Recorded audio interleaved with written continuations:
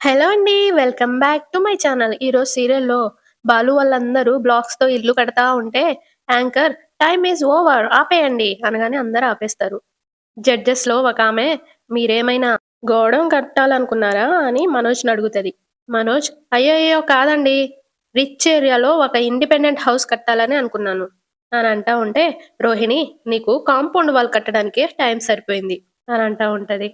ఇంకొక జడ్జ్ రవిని "మీ వైఫ్ ఏం కట్టాలనుకున్నదో మీకర్థమైందా?" అని అడుగుతారు. వెంటనే రవి "లేదు సార్" అని అంటాడు. "మరి మీరేం కట్టాలనుకున్నారు?" అని శృతిని అడుగుతారు. శృతి "అది డూప్లెక్స్ హౌస్ కట్టాలనుకున్నాను. ఫైనల్‌గా నా డబ్బింగ్ రూమ్ కోసం ప్లాన్ చేశాను" అని అంటా ఉంటే జడ్జ్ "కానీ మీరు గోడ గూడా కట్టలేకపోయారు" అని శృతితో అంటాడు. ఇంకొక జడ్జు "అక్కడేమో ఇండిపెండెంట్ హౌస్. ఇక్కడ వీళ్ళు డూప్లెక్స్ హౌస్ ప్లాన్ చేశారు. మీరేంటి ఒక సింగిల్ రూమ్ మాత్రమే ప్లాన్ చేశారు" అని బాలుని అడుగుతాడు. మీనా "ఇది మా ఇద్దరి కల సార్" అని అంటా ఉంటే బాలు "వాళ్ళకిలాగా మేము డబ్బున్నోళ్ళం కాదు సార్. మా ఇంట్లో మాకొక బెడ్‌రూమ్ కూడా లేదు. అందుకే మాకంటూ మేము ఒక చిన్న గది కట్టుకోవాలని అనుకుంటున్నాం. కానీ మా ఆర్థిక పరిస్థితుల వల్ల కుదరడం లేదు. అందుకే మేము సంపాదించే దాంట్లో కొంచెం కొంచెం దాచిపెడుతున్నాం. అది కట్టగలిగితే మాకంటూ ఒక చిన్న ప్రపంచం ఉంటుంది గదా సార్. అది సరిగ్గా ఇలాగే ఉండాలని ప్లాన్ చేస్తున్నాం" అనగానే యాంకర్ "కమాన్ అందరూ క్లాప్స్" అని అంటది. అందరూ క్లాప్స్ కొడతారు. జడ్జెస్ అందరూ చెప్పింది విని మార్కులేసుకుంటారు. యాంకర్ "లాస్ట్ రౌండ్ పూర్తయింది. ఇక బెస్ట్ కపుల్ ఎవరు అనేది జడ్జెస్ నిర్ణయిస్తారు. అంతవరకు బ్రేక్" అని అంటది. తర్వాత అందరూ కూర్చొని ఎదురు చూస్తా ఉంటారు జడ్జెస్ ఏమంటారా అని. జడ్జెస్‌లో ఒకతను "ఇప్పుడు ఎవరు గెలిచారో చెప్పడం కంటే ముందు మేము మీ పెర్ఫార్మెన్స్ గురించి చెప్పాలనుకుంటున్నాం. ఇందులో మొదటిగా mister Manoj and Mrs Rohini" అనగానే ఇద్దరు లేసి హ్యాపీగా ఫీల్ అవుతూ "మనోజ్ చూసావా? అందరికంటే ముందు మన పేర్లే వచ్చాయి. మనమెప్పుడూ టాప్‌లోనే ఉంటాం" అని నవ్వుకుంటూ ఉంటారు. జడ్జ్ "చూడండి సార్, మీరు సమాధానాలు బానే చెప్పారు. కానీ ఆ సమాధానాలు వెరీ పాలిష్డ్‌గా ఉన్నట్టు అనిపిచ్చాయి" అనగానే రోహిణి "ఇందులో పాలిష్డ్ ఏముంది సార్? మేము నేచురల్‌గానే చెప్పాం కదా" అని అంటా ఉంటే జడ్జ్ "లేదు లేదు. మీరు కేవలం ఈ ప్రైజ్ మనీ మీకు రావాలనే ఉద్దేశంతోనే ఈ సమాధానాలు చెప్పారేమో అని అనిపిచ్చింది." మనోజ్ "లేదు సార్. మేము కరెక్ట్‌గానే ఉన్నాం. క్వెషన్సే కరెక్ట్‌గా లేవు" అనగానే ఒక జడ్జ్ "చూసారా? క్వెషన్స్ కరెక్ట్‌గా లేవు అంటున్నారు. ఒక్క క్షణంలోనే తప్పు మీది కాదు మాది అని మా వైపు వేలు చూపిస్తున్నారు. మేము కొన్ని విషయాలు బహిరంగంగా చెప్పకూడదు అనుకున్నాం. కానీ చెప్పక తప్పట్లేదు. ఒకసారి ఆ వీడియో ప్లే చేయండి" అని వీడియో ప్లే చేస్తారు. ఆ వీడియోలో మనోజ్ రోహిణితో అంటా ఉంటాడుగా లంచ్ బ్రేక్ తర్వాత మిగతా గేమ్స్ పెడతారంట. వెళ్ళేటప్పుడు లక్ష్యతో వెళ్ళాలి. మిగతా వాళ్ళకన్నా మనమే ఎక్కువ చదువుకున్నాం కాబట్టి మనకే ఎక్కువ నాలెడ్జ్ ఉంటుంది కదా అని అంటా ఉంటే రోహిణి "హ్మ్, అంతేకాదు అందరూ బావుండాలి, అందులో మనముండాలి అన్నట్టు మాట్లాడాలే తప్ప మనం మాత్రమే గొప్ప అన్నట్టు మాట్లాడకూడదు" అని అంటదిగా. ఆ వీడియో చూపిస్తారు.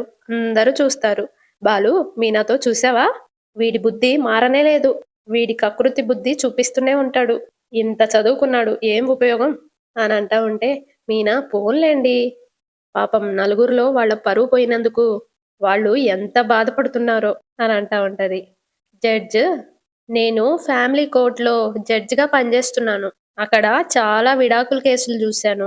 భార్యాభర్తలందరికీ గొడవలు జరుగుతూనే ఉంటాయి. అలా గొడవలు పడుతుంటేనే అదొక మంచి కుటుంబం అని నేను భావిస్తాను. ఏ గొడవ జరగకపోతే వాళ్ళిద్దరి మధ్య ఏవో రహస్యాలున్నట్టు అనిపిస్తది" అని అంటా ఉంటే ఇంకొక జడ్జ్ "ఎస్ మేడం. ఇద్దరి మధ్య ఏదైనా గొడవ జరిగితే దాన్ని పరిష్కరించుకొని ముందుకు వెళ్ళడమే భార్యాభర్తల బంధం అంటే. ఖచ్చితంగా భార్యాభర్తలు ఏ గొడవ పడడం లేదంటే వాళ్ళు ఒకరికొకరు మోసం చేసుకొని బ్రతుకుతున్నారు అని అర్థం." రవి, శృతి అనగానే ఇద్దరు లేచి నిలబడతారు. అలాగే ఇక్కడ రవి, శృతి గొడవ పడ్డం నేను చూశాను. వీళ్ళిద్దరూ ఇంకా టామ్ అండ్ జెర్రీలా గొడవ పడుతూనే ఉన్నారు. వీళ్ళు పూర్తిగా భార్యాభర్తలుగా మారలేదు అనిపిస్తుంది. బహుశా వాళ్ళిద్దరి మధ్య ఇంకా మేం ప్రేమికులము అనే ఫీలింగ్ ఉన్నట్టుంది. బట్ వాళ్ళు ఖచ్చితంగా మంచి దంపతులవుతారు అనగానే అందరు క్లాప్స్ కొడతారు. Shruti thank you so much ma'am. మేమెప్పటికీ ప్రేమికులలాగే మిగిలిపోవాలనుకుంటున్నాం. మీరు అదే చెప్పారు. ఇప్పుడు మేం కరెక్ట్‌గా ఉన్నామని మాకనిపిస్తుంది అనగానే Ravi thank you so much ma'am. మీరు చెప్పింది కరెక్టే. మీ జడ్జిమెంట్‌కి నేను ఏకీభవిస్తున్నాను అని అంటాడు.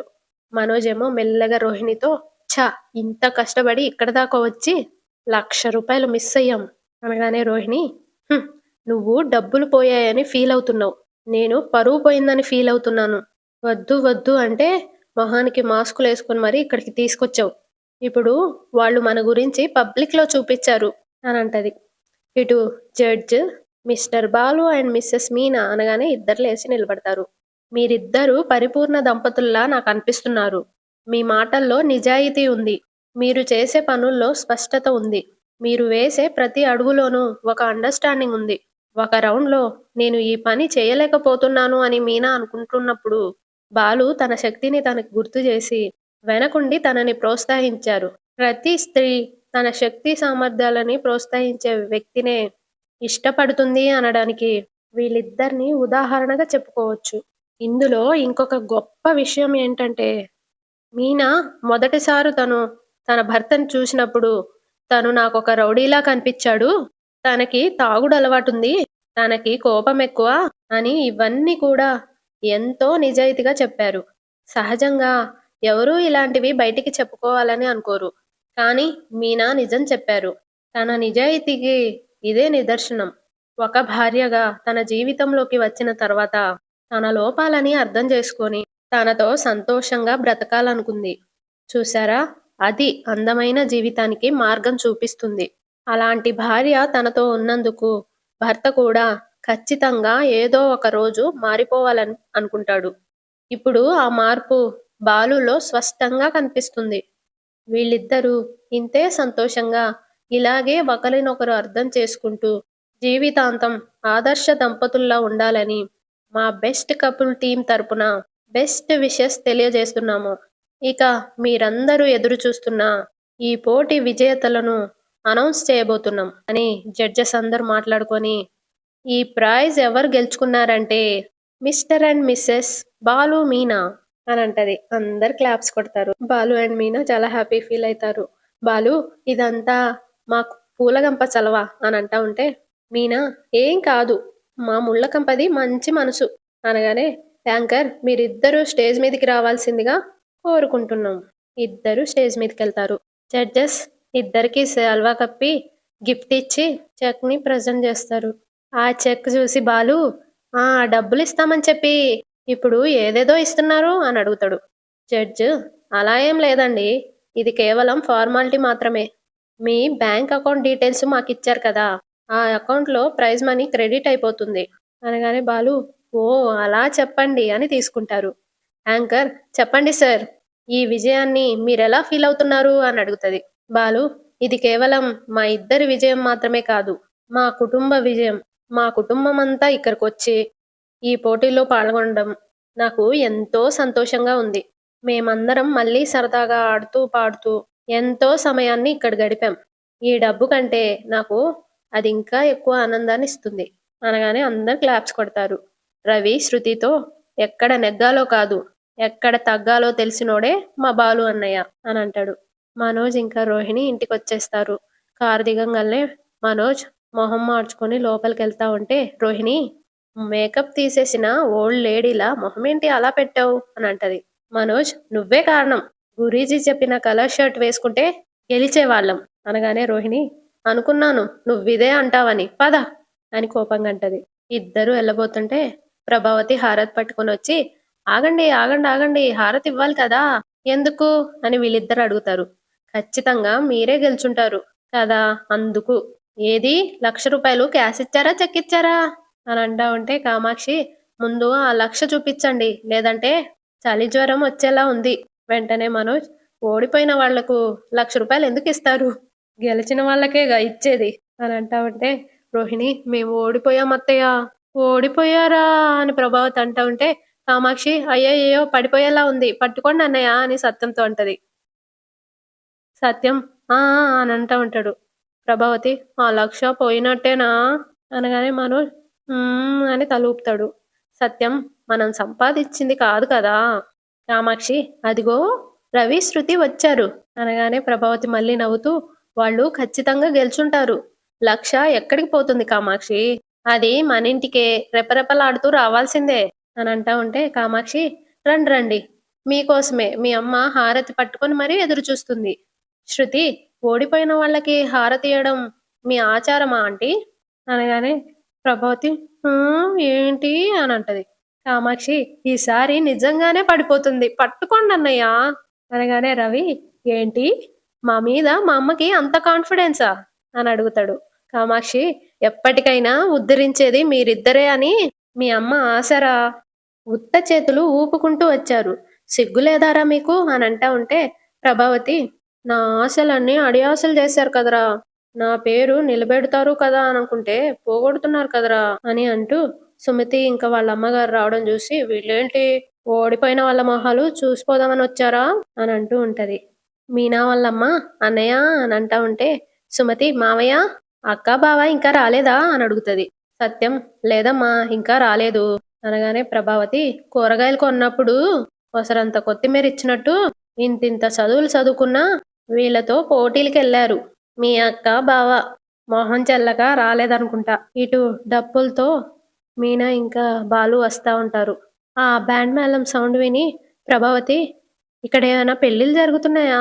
అలా ఏం లేవే. ఏంటా ఊరేగింపు? అని అడుగుతది.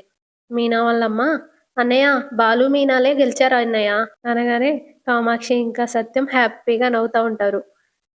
ప్రభావతి షాక్ అయి చూస్తా ఉంటది. కామాక్షి, ఈసారి నిజంగానే వదిన పడిపోయేలా ఉందన్నయ్య అనగానే సత్యం ప్రభా అని పిలుస్తాడు. పలకకపోవడంతో ఏ ప్రభా అని గట్టిగా అంటాడు.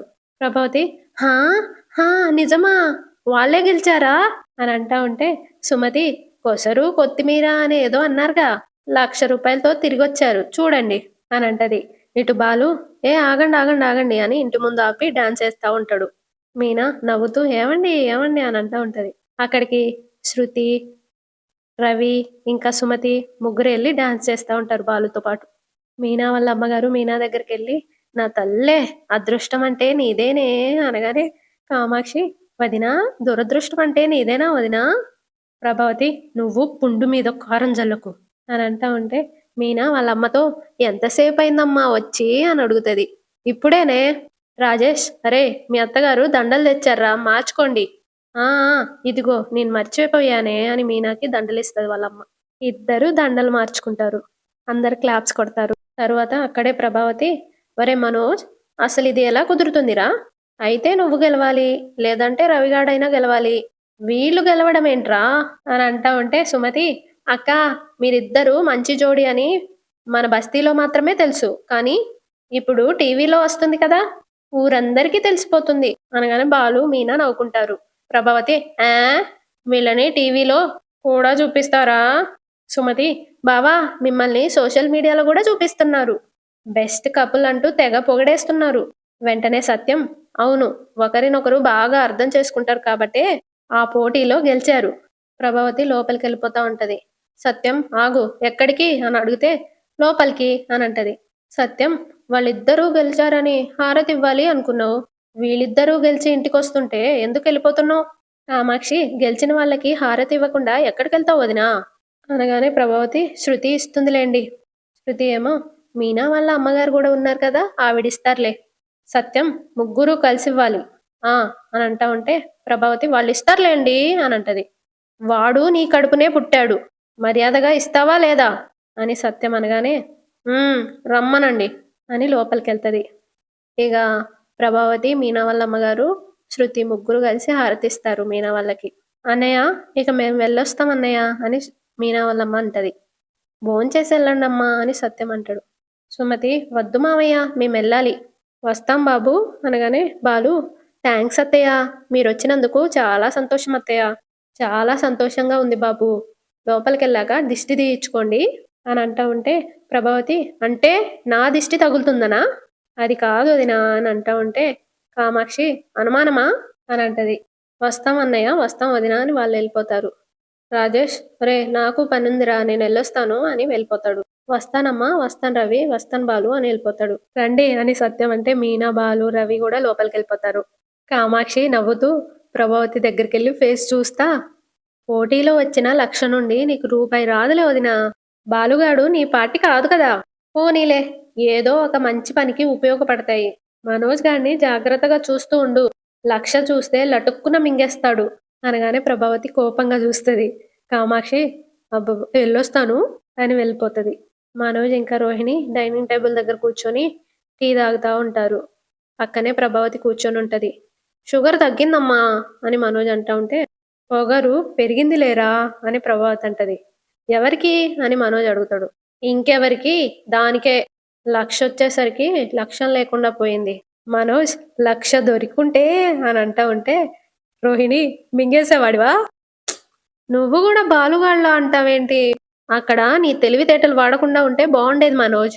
ప్రభావతి ఏరా, ఆ పోటీలో అడిగిన ప్రశ్నలకి నువ్వు సరిగ్గా జవాబులు ఇవ్వలేదా అని అడుగుతుంది. మనోజ్ నవ్వుతూ నేను సరిగ్గానే జవాబులు ఇచ్చిన అమ్మా, అక్కడ వాళ్ళకే ప్రశ్నలు అడగడం సరిగ్గా రాదు. అలాగా నాన్న, ఇలాగే నాతో పాటు నాట్యం చేస్తున్న స్టూడెంట్ ఒకళ్ళు కూచిపూడి చేయమంటే కుప్పిగంతలేస్తున్నావా ఏంటా అని అడిగితే నేల దున్నినట్టుంది అంది. అలా చెప్తున్నావు, ఇన్ని డిగ్రీలున్నాయి దేనికి, బోర్డు కట్టించుకోవడానికో విజిటింగ్ కార్డు కట్టించుకోవడానికో తప్ప దేనికి పనికొచ్చాయి. రోహిణి అత్తయ్య, అక్కడికి వచ్చిన జంటలన్నీ తన్నుకు చచ్చేవేనంట. మేము గొడవ పడం కాబట్టి మాకు ప్రైజ్ రాలేదు. ఊరుకో రోహిణి, నీకు రాకపోయినా పర్వాలేదు, ఇంకెవరో తన్నుకుపోయినా నష్టం లేదు. కానీ ఆ పూలు అమ్ముకునేదానికి దాని మొగుడికి వచ్చింది చూడు, అది నాకు నువ్వు చేసిన మైదా పచ్చళ్ళ జీర్ణం కావడం లేదు. బాలు హాల్లోకి వచ్చి వీళ్ళని చూసి మీనా వస్తా ఉంటే, మీనా బయట కార్లు స్కూటర్లు ఏమైనా కొట్టకపోతున్నాయా అని అడుగుతాడు. వరదేం రాలేదండి, ఎందుకు అని అడుగుతుంది. ఇక్కడ కొంతమంది కుళ్ళి కుళ్ళి ఏడుస్తున్నారు మీనా, వాళ్ళ ఏడుపులో పడి ఎన్ని కొట్టుకుపోతున్నాయో ఏంటో. నువ్వు కూర్చో. ఇద్దరు కూర్చుంటారు. బాలు ఈ చెక్కు ఎంత బాగుందో అని అంటా ఉంటే మనోజ్ అక్కడ అవును హీరోయిన్ లా ఉంది అని అంటాడు. బాలు చెక్కు తీస్తా అనగానే మనోజ్ ఒక్కటే మురిసిపోతున్నాడు చూడు. బాలు తొక్క తీస్తా. మనోజ్ వీడికి గనక వచ్చింది లక్ష. బాలు ముక్కు కోస్తా. మనోజ్ రే ఎవర్రా నువ్వు అనేది. బాలు నువ్వెందుకురా ఏడుస్తున్నావు, మేమేడుస్తున్నావా అని మనోజ్ అడుగుతాడు. లేకపోతే ఇల్లు తుడుస్తున్నారా అని బాలు అంటా ఉంటే రోహిణి మనోజ్ వాళ్ళు గెలిచిన ఆనందంలో ఏదో అంటారు, నువ్వు ఊరుకో. బాలు ఓ మీరు ఓడిన ఉక్రోషంతో ఏడుస్తున్నారా. ప్రభావతి ఒరే నోరు మూసుకో. వెంటనే బాలు మీరు కళ్ళు మూసుకోండి. మీనా ఏమండి అని అంటా ఉంటే బాలు ఏంటండి ఆపుతారా వాళ్ళ ఏడుపునా అని అంటాడు. తర్వాత చెక్ తీసుకొని మీనా ఈ చెక్ని ఏం చేద్దాం, ఇంత పెద్ద చెక్ని ఏం చేస్తామండి, మనం పైన రూమ్ కట్టాక దాని ముందు వేలాడదిద్దాం మీనా. ప్రభావతి ఎందుకు మెడలో వేసుకొని తిరగరాదు, వాడికి వేలాడదీస్తానమ్మా నగలు మింగినోడు అని రాసి అని అంటా ఉంటే మీనా మనం మన గది ముందు వేలాడదీస్తే బానే ఉంటుందండి అనగానే బాలు అవును, మన విజయానికి గుర్తుగా మన దాంపత్యానికి సాక్షిగా ఎప్పటికీ గుర్తుండిపోతుంది అనగానే మీనా అవును, లక్ష గెలుచుకోవడం అంటే మాటలా మరి. బాలు అమ్మో లక్ష పేరెత్తకు, లక్షలు మింగేవాడు ఉన్నాడు ఇక్కడ. రోహిణి విన్నారా అత్తయ్య అని అంటది. బాలు సంవత్సరం నుండి వింటూనే ఉంది అనగానే ప్రభావతి విని విని చెవులు తుప్పట్టిపోయాయి. నీవేంటి ఇనుప చెవుల తుప్పావతి, తుప్పు పట్టిపోవడానికి, వీడి కక్ష ఎప్పుడు తీరుతుందో అని ప్రభావతి అంటా ఉంటే లక్షలు ఇచ్చినప్పుడే కక్షలు తీరుతాయి లక్షావతి. మీనా ఏమండి మనం గెలిచాం, సంతోషంగా సైలెంట్గా ఉండొచ్చు కదా అనగానే బాలు ఇక్కడంతా దుష్ట వాతావరణం గాల్లో కలిసిపోయి ఉక్కిరి బిక్కిరి చేస్తుంది. వరే గెలవలేక తిప్పలు పడిన తిప్పలు లక్షావతికి చెప్పు, పార్కులో పడుకొని ఆకాశం వైపు చూస్తూ ఆవిలించే వాడికంటే మేమిద్దరం నయము అని అంటా ఉంటే ప్రభావతి సీరియస్గా చూస్తూ ఉంటుంది. అంతటితో ఎపిసోడ్ అయిపోతుంది. రేపటి ఎపిసోడ్లో మనోజ్ గెలిచింది లక్షే, ఏదో ₹1,00,00,000 గెలిచినట్టు బిల్లొప్పిస్తున్నావేంటి అనగానే బాలు నేను గెలిస్తే ఏడుస్తావేంటి.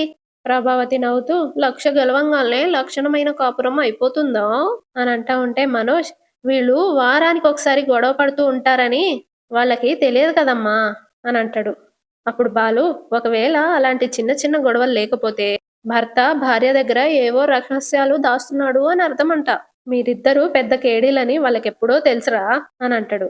తర్వాత ప్రభావతి మనోజ్ వాళ్ళతో భార్యాభర్తల మధ్య గొడవలు లేవు అంటే దాని అర్థం దాపరికం ఉన్నట్టే కదా, నువ్వు మనోజ్ దగ్గర ఏదో దాస్తున్నట్టే కదా అని రోహిణిని అడుగుతా ఉంటది. అంతటితో ఎపిసోడ్ అయిపోతది. సబ్స్క్రైబ్ చేసుకోండి, లైక్ కూడా చేయండి.